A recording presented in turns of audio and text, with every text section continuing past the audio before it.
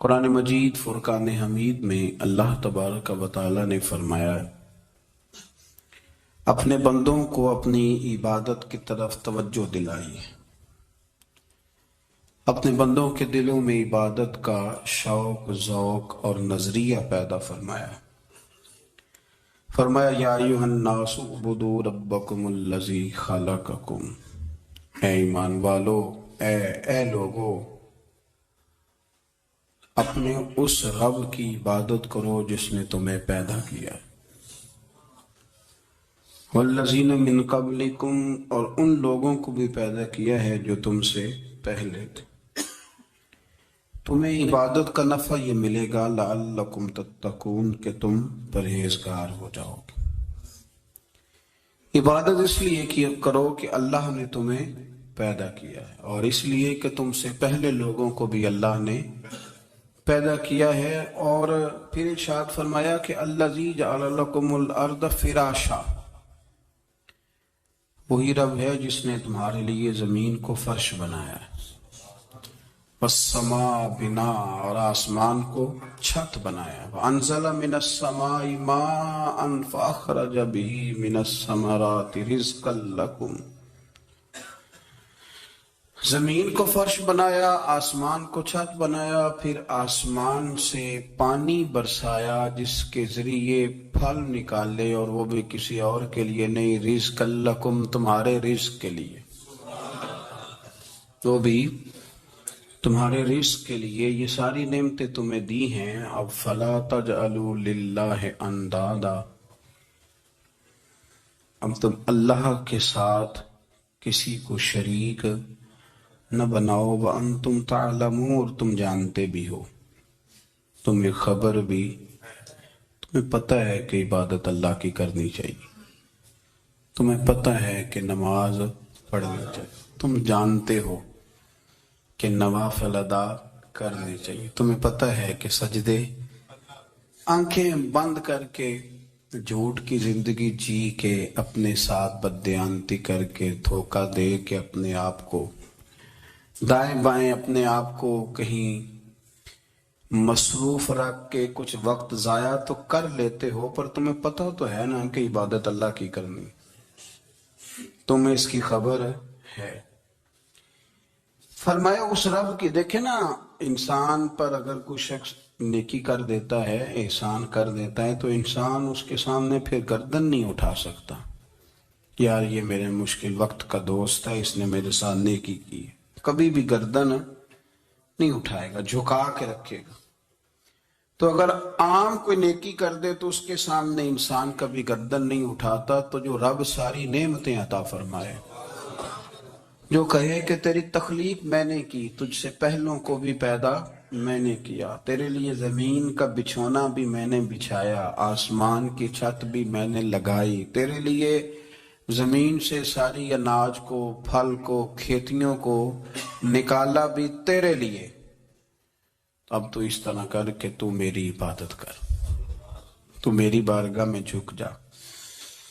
بہت سارے نشے لوگوں کو لگے ہوئے ہوتے ہیں، ہر آدمی کوئی نہ کوئی نشہ کرتا ہے، کوئی دولت کا کرتا ہے، کوئی شہرت کا کرتا ہے، کوئی اپنی تعریف کا نشہ کرتا ہے، دو چار لوگوں سے تعریف سن کے مطمئن ہو جاتا ہے۔ ناراض تو نہیں ہو گیا اس جملے سے آپ؟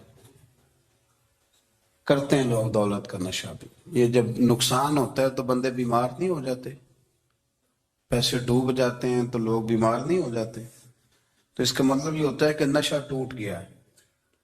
اب بیک ہوئے نا تھوڑے سے تو کانپتے ہیں، تڑپتے ہیں، پریشان، نشہ ہی اسی طرح ہی کرتا ہے نا، نہیں ملتا تو پریشان ہوتا ہے۔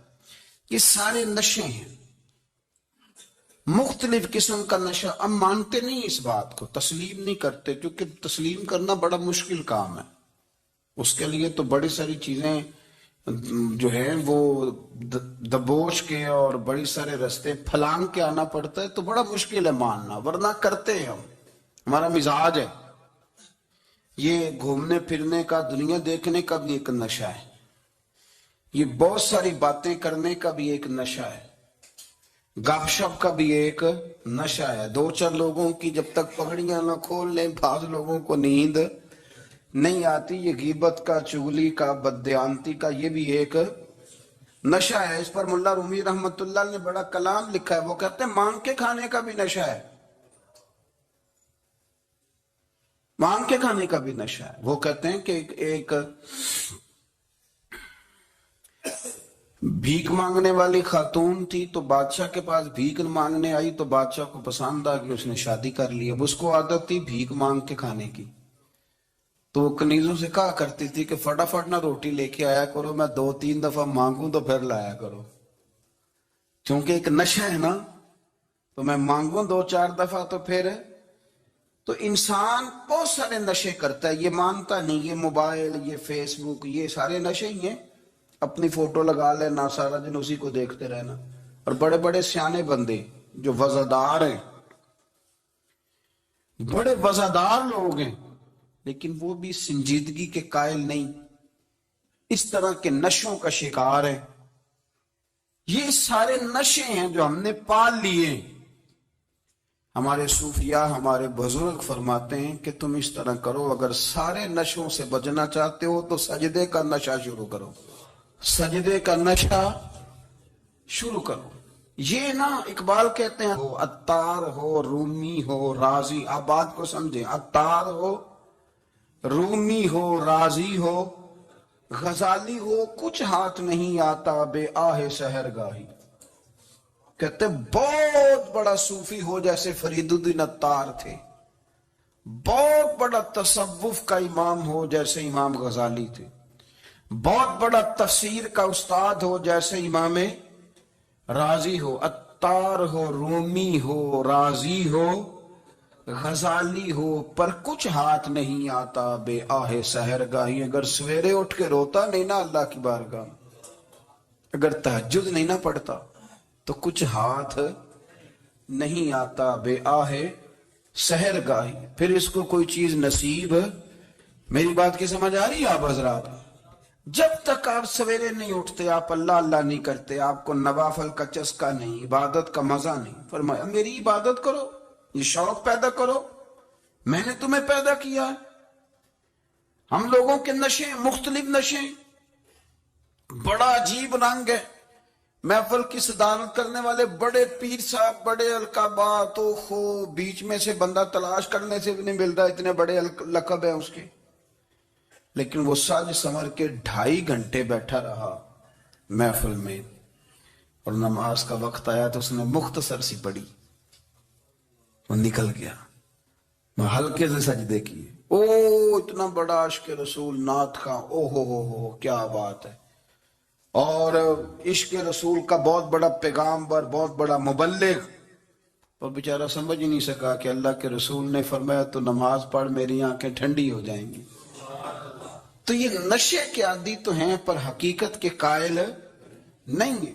یہ بس ٹھیک ہے، خوابوں کی دنیا میں لوگ زندہ ہیں، پر جن کو یہ جو نشہ تھا نا عبادت کا، یہ میرے رسول پاک کی چاہت ہے، یہ میرے نبی کریم علیہ السلام کی. آپ دیکھیں نا حضور مہینوں جا کے غار حرا میں بیٹھتے تھے. کیا وہاں تبلیغ کرتے تھے؟ کوئی کتاب لکھتے تھے؟ رسول کریم علیہ السلام مہینہ رہتے غار حرا میں. کوئی نہ مجھے دیکھے، کوئی نہ مجھے ملے. حضور یہاں کیا ہے؟ فرمایا میں اپنے رب کی عبادت کروں گا. نبی کریم علیہ السلام نے سجدوں کے ساتھ پتھروں اور پہاڑوں کو آباد کر دیا، سجدوں کے ساتھ. آپ کا سجدہ آپ کو بہت ساری چیزوں سے چھڑا لیتا ہے، یہ بہت ساری جگہوں سے جھکنے سے بچا لیتا ہے. صوفیاء، اولیاء یہ کیا کرتے تھے؟ یہ سجدے کا ذوق ہی تو پیدا کرتے تھے.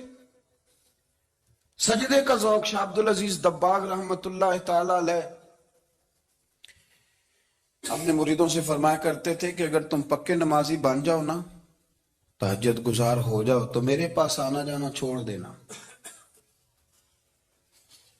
عرض کی حضور کیوں؟ فرمایا میں تمہارے اور رب رسول کے رستے میں رکاوٹ نہیں بننا چاہتا، اب میرا مقصود ہے تمہیں وہاں تک پہنچانا. جب پہنچ گئے تو پھر میری ضرورت ختم ہو گئی. ہاں کبھی وسوس آئے، شک پیدا ہو، تکلیف ہو تو آنا، ورنہ میں نہیں چاہتا کہ میں رکاوٹ بنا رہوں. تم اللہ اللہ کرو، اس مالک کو راضی کرو، میرے رسول پاک علیہ وسلم نے فرمایا بندہ اللہ کے سب سے قریب اس وقت ہوتا ہے جب وہ سجدے کی حالت میں ہوتا ہے۔ کس کے قریب ہوتا ہے؟ اللہ کے سب سے قریب ہوتا ہے، وہ بڑا نیڑے ہے رب کے، بڑا قریب ہے، اس لیے کہ وہ حالت سجدہ میں، وہ جب سجدے کرتا ہے نا اس کی بارگاہ میں جب جھک جاتا ہے۔ آپ ذرا سجدے کی کیفیت دیکھیں نا، زبان بھی یہاں ہے، آنکھ بھی یہاں ہے، کان بھی، عقل بھی ساری، اس نے سارا کچھ رکھ دیا سجدے میں۔ آپ وہ کبھی پیچھے جائیں تو دیہاتوں میں کہا جاتا تھا ناک سے نکیریں نکالو، بہت بڑی سزا ہوتی تھی نا، ناک سے نکیریں نکالو، بڑی سزا ہوتی تھی۔ تو اس نے کہا مالک مجھے کسی نے کہا نہیں، پر دیکھنا میں نے رکھ دی ساری عقل سجدے میں، اور رکھ کے کہا کیا؟ سبحان ربی یا اللہ میں پست ہوں تو اعلیٰ ہے، اللہ تو میرا رب ہے اور تو سب سے اعلیٰ اتنا۔ اور فرمایا جب یہ اس کیفیت میں ہوتا ہے تو پھر یہ اپنے رب کے قریب ہوتا ہے۔ کثرت عبادت، نوافل۔ ہمارے ہاں عمرے کی قراندازی محفلوں پہ ہونے لگ گئی ہے، حالانکہ حدیث سے ثابت نہیں۔ میں دوستوں سے کہتا ہوں جائز ہے، کرنی چاہیے، عمرے کی قراندازی جائز ہے، پر کسی حدیث میں نہیں آئی کہ قرآن اندازی کرو عمرہ کرو۔ حدیث میں قرآن اندازی یہ آئی ہے کہ نبی پاک علیہ السلام نے فرمایا تمہیں پتہ چل جائے نا پہلی صف کا ثواب کتنا ہے، تم قرآن اندازی کرو۔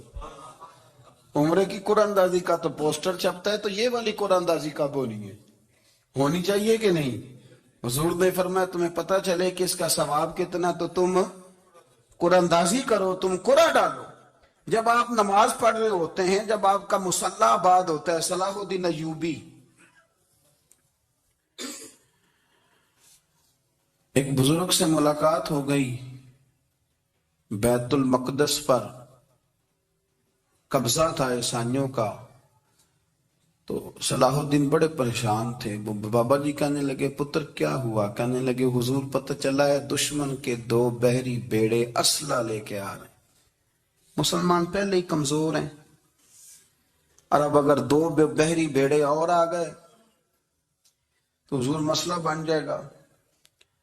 تو میں پریشان ہوں کہ کس طرح یہ کم مسئلے والی ہماری فوج ہے کیسے مقابلہ کرے گی۔ تو بابا جی کہنے لگے پتر اس طرح کرنا، آج رات تو بھی دعا کرنا اور میں بھی کروں گا، تو بھی دعا کرنا، آپ ناراض نہ ہونا، ہم تو پیروں والے، ہم تو پیروں کے نوکر غلام ہیں، ہمارا تو گزارا ہی نہیں، ہمیں تو ملتا ہے سارا کچھ وہاں سے۔ پر میرا سوال یہ ہے کہ تعویذ لینے جاتے ہو نفل کیوں نہیں پڑھتے؟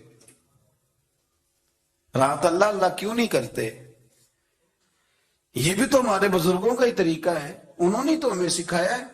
صلاح الدین ایوبی سے بزرگوں نے کہا کہ رات آج نا اللہ اللہ کرنا، تو میں تیرے لیے دعا کروں گا، تو بھی دعا کرنا۔ تو بندہ جب دکھی ہوتا ہے تو سجدہ کرتا ہے، تو پھر ہی تو مصلی بھیگ جاتا ہے، پھر ہی تو مزہ آتا ہے۔ سکھی بندہ تو کعبے جا کے نہیں روتا، دکھی تھے، تکلیف تھی، تو سر رکھا سجدے میں تو تڑپ گئے۔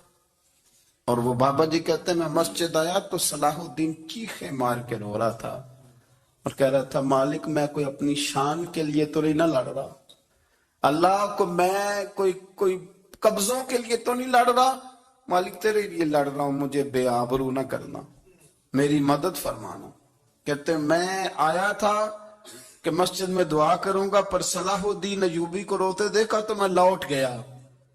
تو سویرے صلاح الدین ملے تو بڑے خوش تھے۔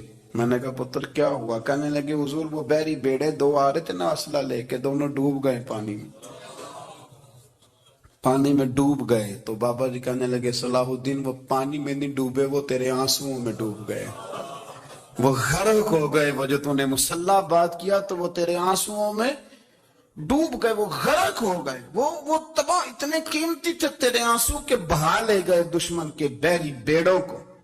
میرے بھائی ٹھیک ہو گیا جی، میرے عزیز سمجھ لیں اس بات کو ہمیشہ کے لیے، اور اس پر غور کرنے اچھے طریقے سے کہ میرے رسول کریم سید عالم صلی اللہ علیہ وسلم نے نا ہماری توجہ دلائی، حضور نے ہمیں بتلایا، ہمارا ذوق بڑھایا عبادت کی طرف۔ ایک صحابی تھے حضرت ابو فاطمہ رضی اللہ تعالیٰ عنہ، یہ ترمذی شریف کی حدیث ہے۔ نبی پاک علیہ السلام نے فرمایا ابو فاطمہ قیامت کے دن مجھ سے جلدی ملنا چاہتے ہو کہ دیر کے ساتھ؟ تو کہنے لگے حضور کون ہوگا جو دیر سے ملنا چاہے، ہم نے تو جان دے دی وعدہ دیدار پر۔ اعلیٰ حضرت فرماتے ہیں جان دے دی وعدہ اور نقد اپنا دام ہو ہی جائے گا۔ مجھے لگتا ہے کہ یہ سودا نقد و نقد ہو جانا ہے، چونکہ ہم نے جان دے دی وعدہ دیدار پر۔ آپ نے وعدہ کیا تھا کہ مریں گے تو پھر زیارت ہوگی، تو مر گئے ہم زیارت کی خاطر۔ جان دے دی وعدہ دیدار پر تو نقد اپنا دام ہو ہی جائے گا۔ اے رضا ہر کام کا ایک وقت ہے، دل کو بھی آرام ہو ہی جائے گا۔ تو حضرت ابو فاطمہ رضی اللہ تعالیٰ عنہ سے نبی پاک صلی اللہ علیہ وسلم نے فرمایا جلدی ملنا چاہتے ہو کہ دیر سے؟ اس کی حضور فٹافٹ ملنا ہے، میں نے قیامت کے دن آپ سے جلدی ملنا ہے۔ تو نبی پاک علیہ السلام نے فرمایا پھر اس طرح کرنا، دنیا میں رہ کے سجدے زیادہ کرنا، پھر سجدے زیادہ کرنا، قیامت میں ملاقات جلدی ہو جائے گی، قرب ملے گا تمہیں۔ اپنے بچوں کے اندر دیکھیں نا، ہم شوق پیدا کرتے ہیں، ہمیں صحیح لفظ نہیں بولنے آتے پر ہم بچوں میں شوق پیدا کرتے ہیں کہ پتر ڈاکٹر بن جائے گا تو بڑا نفع کرے گا، تو لوگوں کی خدمت کرے گا، ملک و ملت کی خدمت کرے گا، تیرے ابا کا نام روشن ہوگا، تیرے دادا کی تعریفیں ہوں گی۔ ہم یہ ذوق پیدا کرتے ہیں، ہم اپنے نوجوانوں کے اندر یہ فکر پیدا کرتے ہیں، انہیں ہم سمجھاتے ہیں کہ میاں جب تم پڑھو گے محنت کرو گے تو فلاں آدمی کی طرح تمہارا نام ہوگا۔ یہ جتنا ذوق ہم بچوں کے اندر ان چیزوں کا پیدا کرتے، ہمیں حکم ہے کسی طرح ہم ذوق پیدا کریں کہ پتر نماز پڑھے گا تو اللہ راضی ہو جائے گا، تو سجدہ کرے گا۔ دیکھیں نا میرے رسول کریم علیہ السلام نے فرمایا 7 سال کے بچے کو مسجد لے کے جاؤ، یعنی اسے شوق دلاؤ، اس کے اندر یہ خاصیت پیدا کرو کہ اس کا دل کرے مسجد میں جانے کا، اس کے اندر یہ خصوصیات لاؤ کہ وہ ہمارے ہاں نا ہر چیز کو پروموٹ کیا جا رہا ہے، ہر چیز کو، یعنی سر سنگیت سکھانے کے لیے اکیڈمیاں بن گئی ہیں، ہر شے پروموٹ ہو رہی ہے، عبادت کا جذبہ کم ہوتا جا رہا ہے، اللہ کا ذوق ہمارے اندر نہیں رہا۔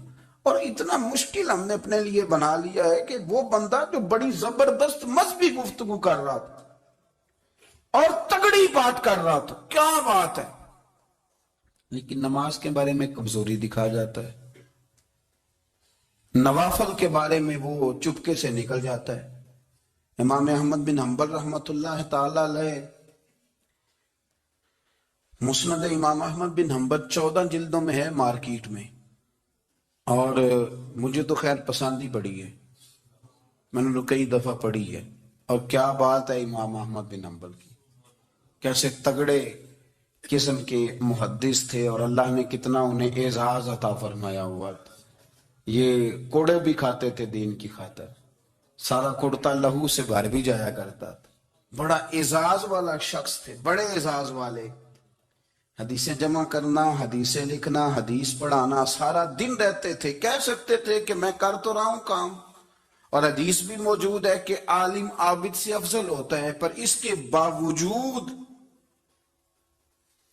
امام احمد بن حنبل رحمۃ اللہ علیہ 300 نفل فرض نمازوں کے علاوہ پڑھا کرتے تھے، 300 نوافل روز پڑھا کرتے تھے۔ ان کے بیٹے نے کہا ابا جی مکان خریدنا ہے تو جگہ کہاں کر کے لوں، بہت ساری آبادیاں، تو فرمایا پتر وہاں لینا جہاں مسجد قریب ہو۔ میرے رسول کریم سید عالم صلی اللہ علیہ وسلم اتنا پسند کرتے مسجد کو، اتنا پسند کرتے نماز کو، کہ رسول کریم صلی اللہ علیہ وسلم تہجد کی نماز بھی پڑھتے، پھر حضور فجر کی نماز بھی پڑھتے، نبی پاک وتر کو الگ کر کے پڑھتے، عشاء کے ساتھ نہیں پڑھتے۔ یہ تو ہم اس لیے اجازت دی ہمارے بزرگوں نے کہ بعد میں اٹھے گا کون علیحدہ وتر پڑھنے کے لیے، عشاء کے ساتھ پڑھ لے۔ وتر پڑھتے، تہجد پڑھتے، فجر پڑھتے، اشراق پڑھتے، چاشت پڑھتے، پھر مغرب کی نماز کے بعد 6 رکعت اوابین پڑھتے، پھر رات کو صلاۃ اللیل پڑھتے۔ سیدہ عائشہ صدیقہ کہتی ہیں زمانہ سو جاتا اور میرے رسول مصلی بچھا کے کھڑے ہو جاتے، او یار کھیتی باڑی کر کے نہیں، محنت مزدوری کر کے نہیں. جناب عائشہ کہتی ہیں میں یہ بھی دیکھتی کہ حضور ایک آیت شروع کرتے تو ساری رات اسی کو پڑھتے، اور میری نظر جاتی تو قدم مبارک پہ ورم آ جاتا. یار نماز پڑھ پڑھ کے، اتنی مشقت کر کے، اتنی جد و جہد کر کے ورم آ گیا. یا رسول اللہ اتنی محنت کیوں کرتے ہو؟ فرمایا افلا اکون عبدا شکورا، کیا میں اپنے رب کا شکر گزار بندہ نہ بنوں؟ صحابہ کا ذوق عبادتوں کا، ریاضتوں کا، تلاوتوں کا، طبیعت ہے ان کی. وہ ایک دوسرے کو، حضرت مولا علی شیر خدا کرم اللہ تعالی وجہہ الکریم کے زمانے میں روم کے بادشاہ نے کہا یار یہ مسلمانوں کا پتہ تو کرو، یہ آخر کیوں اتنے زیادہ مجاہد ہیں. اس زمانے میں جاسوس بھیجنے کا مزاج تھا، اب تو جاسوس پکڑا جاتا ہے، اب تو جاسوس، اور جاسوسی کا شوق ویسے آج بھی ہے. عرض کروں تھوڑی سی بات ہی سلمان سے، پتہ کیا ہمارا مسئلہ ہے؟ ہم جہاں جاتے ہیں نا وہاں تھوڑی خوشبو سونگنے کی کوشش کرتے ہیں. وہ کیا ہے تو یہ کیا ہے تو ادھر کیا ہے تو تھوڑا سا ادھر کیا ہے. میرے رسول پاک پڑھیے درود شریف، سارے پڑھیے ذرا زور سے، صلی اللہ تعالی. نبی پاک علیہ السلام نے فرمایا جاسوسی نہ کرنا ورنہ تم بندوں کو خراب کر دو گے. اور فرمایا اس طرح نہ ہو کہ تم کسی کے اب کھول نہ نکلو تو تمہارے پہلے کھول جائیں. یہ جو ذوق ہے نا یہ ختم کریں، چھوڑیں. مطلب آپ کس چکر میں پڑے ہوئے ہیں؟ اتنی زیادہ توجہ کرنے کی کیا ضرورت ہے؟ کام سے کام رکھیں، اس میں بندہ تھوڑا سا نا آسان رہتا ہے. یہ جو بہت زیادہ ٹٹولنے والے لوگ ہوتے ہیں نا وہ بےچارے پھر عمر ٹٹولتے ہی گزار دیتے ہیں، اس لیے کہ مزاج ہی بہت پکا ہے. بوری کا منہ کھول کے اندر تک ہاتھ ڈالنا تو پھر کئی دفعہ سامنے سے بچھو بھی لڑ جاتا ہے، خرابی ہوتی. تو جاسوسی کی جاتی تھی. اس نے بھی جاسوس بھیجے کیونکہ قبیلوں کے لوگ تھے، کچھ مسلم کچھ کافر، پہچانے نہیں جاتے تھے لوگ. تو کچھ لوگ اس نے بھیجے، انہوں نے آ کے نا تحقیق کی، ریسرچ کری کہ آخر ماجرا کیا ہے. تو واپس جا کے انہوں نے رپورٹ دی نا روم کے بادشاہ کو. اس رپورٹ کا ایک جملہ بڑا شاندار ہے. وہ کہنے لگا بادشاہ ہمیں مسلمانوں کی کوئی سمجھ نہیں آئی، ہمیں کوئی سمجھ نہیں آئی. انہوں نے کہا بھی کیوں نہیں سمجھ آئی؟ کہنے لگے یار عجیب بندے ہیں، جب رات مصلے پہ بیٹھتے ہیں تو یوں لگتا ہے ان کا دنیا سے رشتہ ہی کوئی نہیں، کوئی کسی کو نہیں جانتا. کوئی اپنے دکھ سنا کے رو رہا ہے، کوئی اپنی بات کر کے رو رہا ہے. لگتا ہے کہ ان کا کوئی رشتہ ہے ہی نہیں جب مصلے پہ بیٹھتے ہیں. اور فرمایا جب سویرے یہ جہاد کرنے نکلتے ہیں تو لگتا ہے ان سے زیادہ دلیر ہی کوئی نہیں. حالانکہ جو مسلوں پہ رونے دھونے کے لوگ ہوتے ہیں وہ کئی دفعہ جہاد میں کام نہیں کرتے، لیکن عجیب لوگ ہیں کہ رات کے راہب ہیں، دن کے مجاہد ہیں، کوئی سمجھ نہیں آتی. میرے عزیز ان لوگوں نے مسلح آباد کر کے رکھا، تلاوتیں ان کا ذوق رہی، منظر روز پڑھنا، اسباق پڑھنا، وظائف پڑھنا، یہ ان کا ذوق رہا. اعلیٰ حضرت بریلوی رحمت اللہ نے 1000 کتاب لکھی ہے، لیکن الوظیفۃ الکریمہ کے نام سے جو وہ صبح و شام وظائف پڑھتے تھے وہ الگ انہوں نے ان کو بیان کیا، پابندی کے ساتھ اپنی اللہ اللہ کرتے. شیخ شہاب الدین سہروردی رحمت اللہ علیہ، اس پر ایک بندے نے اعتراض کیا. اس نے کہا جی آپ کس قسم کے صوفی ہیں، مرید بیٹھے ہیں اور آپ وہاں نفل پڑھ رہے ہیں؟ یہ بھی بڑا مسئلہ ہوتا ہے نا. جو بندہ ملنے آتا ہے وہ اپنے ٹائم کے حساب سے آتا ہے، اور اس کا یہ بھی خیال ہوتا ہے کہ پیر صاحب جو ہیں وہ چونکہ درویش ہیں تو نہ انہیں روٹی کھانی چاہیے نہ سونا چاہیے، چونکہ وہ درویش ہیں، اور ہم چونکہ درویشوں کے ماننے والے ہیں لہذا ہمارا یہ طریقہ ہونا چاہیے کہ جیسے ہم کہیں درویش ویسے ہی کر جائے.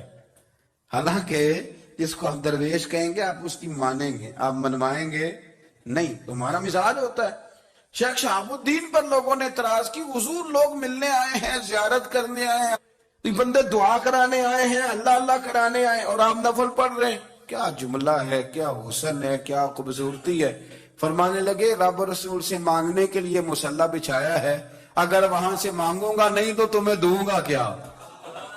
پہلے مجھے کچھ لے تو لینے دو، اگر میرے پلے کچھ ہے ہوگی تو آگے دوں گا نا. تو میں مانگنے گیا تھا کہ یا اللہ دے، تیرے بندے لینے آئے دے، تو میں کچھ لوں گا تو آگے دوں گا نا. لیکن ہمارا یہ سٹیٹس، یہ مزاج، یہ شعور نہیں ہے، گپیں، کہانیاں، داستانیں، گفتگو، خطابت، واز، کیا بات. لیکن اگر کچھ کرنے کا کام ہو تو وہ نہیں ہم سے ہوتا. میرے نبی کریم علیہ الصلوۃ والسلام نے مصلے سے دل لگانے کا درس دیا. حضور نے توجہ دلائی. صحابہ اس ذوق کے حامل لوگ تھے، وہ کوشش کرتے تھے. جناب صدیق اکبر رضی اللہ تعالیٰ عنہ کا عبادت کا مزاج ہمیشہ قائم رہا. حضرت عمر فاروق ساری رات اللہ کے حضور کھڑے رہے. حضرت عثمان غنی رضی اللہ تعالیٰ عنہ عشاء کی نماز پڑھ کے 2 رکعتوں کی نیت باندھتے تھے. 15 سپارے پہلی رکعت میں پڑھ دیتے تھے اور 15 سپارے قرآن مجید کے دوسری رکعت میں پڑھ دیتے تھے. آپ نے نا حضرت عمر فاروق کے وصال کے بعد ان کی ایک بیوہ سے نکاح کیا. حضرت عثمان غنی نے نکاح کیا. وہ خاتون آپ کے نکاح میں آئیں تو عرض کرنے لگی امیر المومنین میرے لیے اعزاز تو بہت ہے کہ میں امیر المومنین کی بیوہ تھی تو امیر المومنین کی منکوحہ ہو گئی ہوں، لیکن حضور نہ تو میں جوان ہوں کہ میرے اندر رغبت ہوتی اور نہ میں اب اس قابل ہوں کہ کوئی خدمت کر سکوں، میرے ساتھ نکاح کی وجہ کیا بنی؟ تو عثمان غنی رو پڑے. فرمانے لگے میں نے عمر فاروق کو مسجد میں اپنے رب سے ڈرتے ہوئے دیکھا، میں نے اسے روتے ہوئے دیکھا ہے، عدل کرتے دیکھا ہے، انصاف کرتے دیکھا ہے، امت کی خیر خواہی کرتے دیکھا. تمہارے ساتھ نکاح اس لیے کیا ہے کہ تم مجھے یہ بتاؤ کہ عمر فاروق گھر کے اندر اپنے رب کو کیسے راضی کرتے، گھر کے اندر کیسے راضی کرتے تھے، وہ طریقے بتلاؤ، تم بتاتی جانا اور میں بھی اسی طرح گھر میں عبادت کروں. میرے رسول کریم علیہ الصلوۃ والسلام نے ارشاد فرمایا. حضور فرمانے لگے جس گھر میں اللہ کا ذکر ہوتا ہے وہ گھر زندوں کا ہے، اور جس گھر میں رب کریم کا ذکر نہیں ہوتا وہ گھر زندوں کا نہیں ہے. گھر نا ہم نا کتابوں میں پڑھتے ہیں کہ ایک بزرگ کہتے ہیں، حضرت فضیل بن عیاض کہتے ہیں کہ میں ایک گلی سے گزر رہا تھا تو گھر کے اندر کسی قاری صاحب نے قرآن کی آیت پڑھ دی وَلِمَنْ خَافَ مَقَامَ رَبِّهِ جَنَّتَانِ. میں تے میرے کانوں سے ٹکرائی تو اللہ نے میری کایا ہی پلٹ دی، میں توبہ کر گیا. اب گھر کے اندر سے آواز آئے تو صحیح نہ تلاوت کی، پر اندر سے آواز آتی نہیں، یا ڈیک بجنے کی آواز آتی ہے، یا ٹی وی چلنے کی آواز آتی ہے، یا دھوم مچانے کی آواز آتی ہے. عبادت کا وہ جو خاص شوق تھا، وہ جو حسن تھا، وہ جو توانائی تھی، وہ جو بات تھی. ایک جگہ پہ ہم بیٹھے تھے تو وہاں ایک صاحب آئے اور انہوں نے آتے ہی کہا کہ مہربانی کریں ذرا مجھے مصلی دے دیں، میرے نہ کچھ نفل رہ گئے. تو میں نے وضو کر لیا تو کوئی مصلی مل جائے. مصلی انہیں دے دیا گیا، وہ مصلی لے کے چلے گئے تو پیچھے ایک صاحب نے تبصرہ کیا، کہنے نے کتنا ریاکار بندہ ہے، لوگوں کو دکھا رہا ہے کہ میں نفل پڑھتا ہوں، ہے کو بات کرنے والی. میں نے اسے کہا، میں نے کہا تو مہربانی کرنا اس طرح کی ریاکاری تو بھی کر، پکڑ مصلی اور جا تو بھی تھوڑی ریاکاری کر کے آ، اٹھ ذرا شکر کر. کوئی یہ ریاکار بھی ملا ہے، کوئی نفل پڑھ کے ریاکاری کر رہا ہے. اللہ کا میں کہتا ہوں کو پڑھے تو صحیح نہ یار، یہ کوئی دور ہے نفل پڑھنے کا؟ اس میں تو لوگوں کا مزاج ہی نہیں، طبیعت ہی نہیں. میں نے کہا چل مہربانی کر، یہ لے مصلی اور تو بھی جا تھوڑی سی یا کر یا ریاکاری کرو تو صحیح نا. مزاج ہی نہیں، ذوق.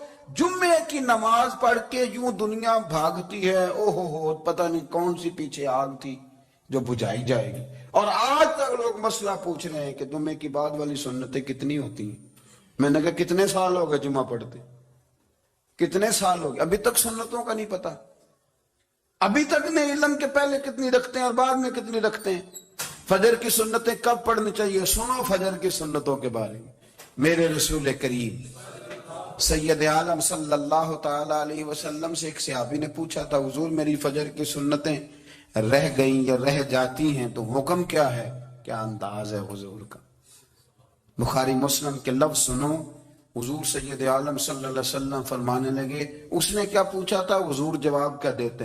فرمایا فجر کی سنتیں کبھی نہ چھوڑنا، فجر کی پہلی 2 سنتیں کبھی نہ چھوڑنا. یا رسول اللہ صلی اللہ تعالی علیہ وسلم میری رہ گئی ہیں، رہ جاتی ہیں. فرمایا فجر کی 2 سنتیں نہ چھوڑنا، فرمایا فجر کی پہلی 2 سنتیں مجھے دنیا اور دنیا کے اندر جو کچھ ہے وہ سب سے زیادہ پیاری ہے. فجر کی 2 سنتیں دنیا اور دنیا میں جو کچھ ہے مجھے وہ سب سے زیادہ پیاری ہیں. اس لیے فجر کی سنتیں نہ چھوڑنا. اپنا ذوق، اپنی طبیعت، ہم نے نا ذوق غلط بنا لیا ہے. اگر 20 بندے کہہ بھی دیں گے تو نے بڑی شاندار تلاوت کیا تو کیا اس سے بنے گا؟ 100 بندہ کہہ بھی دے تیری کیا بات ہے، کیا بات ہے نعت خاں کی، کیا بات ہے علامہ صاحب کی، پیر صاحب کی، پیر مہر علی شاہ صاحب رحمت اللہ علیہ. آپ تشریف فرما تھے تو آپ کے ایک ہی بیٹے بابو جی جن کو کہا جاتا ہے، جس دن صاحبزادے پیدا ہوئے تو خادم نہ وہاں سے نکلا. ان لوگوں کے شوق اور طرح کے تھے نا، تو ان کی توجہ بھی اپنے شوق کی طرف رہتی. تو خادم نکلا اندر سے، پیر صاحب مبارک ہو، پیر صاحب مبارک ہو، پیر صاحب مبارک ہو، پیر صاحب مبارک ہو. شور کر رہا ہے تو پیر صاحب کو وجد ہو گیا. اللہ اکبر، اللہ اکبر، اللہ. او کیا ہوا؟ کس بات کی مبارک دے رہے ہو؟ عرض کی حضور اللہ نے بیٹا دیا. تو آپ فرمانے لگے اچھا حضور آپ کیا ہوا؟ آپ تو پریشان ہو گئے. فرمانے لگے جب تم نے 3 دفعہ کہا نا مہر علی کو مبارک ہو تو میں سمجھا تھا شاید تجھے کسی نے بتا دیا ہے کہ مہر علی سے اللہ راضی ہو گیا. میں سمجھا تھا کہ شاید تو یہ خبر لے کے آیا ہے کہ کسی نے بتایا ہے کہ مجھے آج خبر ملی ہے کہ مہر علی سے رب اچھا پتر ہوا ہے. الحمدللہ، اللہ کا شکر ہے. پر میرے لیے مبارک کا دن وہ ہوگا جب میرا رب کہے گا کہ میں مہر علی سے راضی ہوں. میرے محبوب کہیں گے کہ میں مہر علی سے. آپ بات کو سمجھیں. شوق ہی کسی اور طرف تھا، دل ہی کہیں اور لگا ہوا تھا، طبیعت ہی کہیں اور مائل تھی. کوئی وظیفہ پوچھتے تھے تو پڑھتے تھے وہ لوگ، کچھ اللہ اللہ انہیں بتائی جاتی تھی تو کرنے کا ذوق رکھتے تھے، طبیعت تھی، قائل تھے. حضرت ربیع کہتے ہیں میں بڑی دور سے سفر کر کے گیا حضرت اویس کرنی سے ملنے، بڑی دور سے. اور جب میں پہنچا تو فجر کا وقت تھا. تو حضرت اویس کرنی کو میں نے پا لیا. تو وہ نماز پڑھ کے نا قرآن شریف لے کے بیٹھ گئے. فرماتے ہیں اشراق چاشت کا وقت ہوا تو نفلوں کی نیت باندھ لی. محدث ابن الجوزی نے لکھا ہے، فرماتے ہیں پھر جب زوال کا وقت ہوا تو مسجد میں جھاڑو دینے لگ گئے. زور کی نماز پڑھ کے تو عصر کی تیاری تک وہ مسجد میں بیٹھے رہے. اور میرے نبی پاک علیہ السلام نے فرمایا جو نماز کے انتظار میں بیٹھا ہو وہ نماز ہی میں ہے، وہ نماز ہی میں ہے. فرمایا میری دنیا، میری امت کی جو رہبانیت ہے نا وہ اتنی ہے کہ نماز کا انتظار کرے. اذان کے بعد نماز کا یہ راہب ہے، یہ اس وقت چھوڑ کے بیٹھے ہیں سارا کچھ. فرماتے ہیں عصر تک انہوں نے اللہ اللہ کی، پھر مغرب تک کی، عشاء کی نماز ہوئی تو نماز پڑھی تو وہ تھک گئے. اب مجھے وہ فارغ ہو، مصلی چھوڑے تو میں ملاقات کروں نا. یہ آپ حیران نہ ہو کہ اتنی دیر بندہ کیسے اللہ اللہ کر. ہم نے کی نہیں نا اس لیے ہم پریشان ہیں. جو عادی ہوتے ہیں وہ کر بھی لیتے ہیں. وہ یہ کام، میری بات کی سمجھ آ رہی ہے؟ جب جاتے ہو کسی دفتر میں تو 8 گھنٹے کھڑے رہ لیتے ہو نا، مجبوری ہوتی ہے تو کھڑے رہا جا سکتا ہے. پاسپورٹ کے دفتر بولیے، امیگریشن کی لائنوں میں، اور میں نے تو امبیسیوں میں بندے 12 گھنٹے پہلے جا کے کھڑے دیکھے، رہ لیتے ہیں کھڑے. تو اگر ان کاموں کے لیے رہا جاتا ہے تو اللہ رسول کے لیے بھی کھڑے رہا جا سکتا ہے.